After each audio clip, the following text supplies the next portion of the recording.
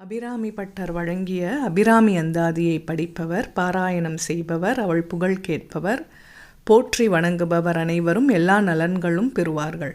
அவர்களுக்கு வாழ்க்கையில் எந்நாளும் துன்பமில்லை, இன்பமே அடைவார்கள்.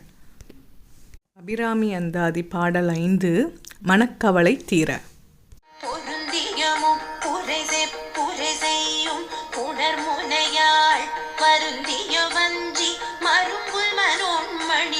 சடையோன் அருந்திய நஞ்சமுதாக்கிய அம்பிகை அம்புயமேல் திருந்திய சுந்தரி அந்தரி பாதமில் சென்னியதே.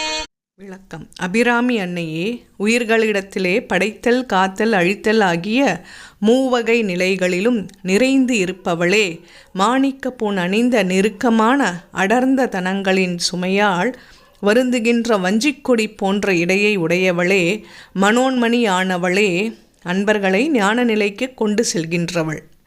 நீண்ட சடையை உடைய சிவபெருமான் அன்றொரு நாள் அருந்திய விஷத்தை அமுதமாக்கிய அழகிய தேவி, நீ வீற்றிருக்கும் தாமரையை காட்டிலும் மென்மையான நின் திருவடிகளையே என் தலைமேல் கொண்டேன்.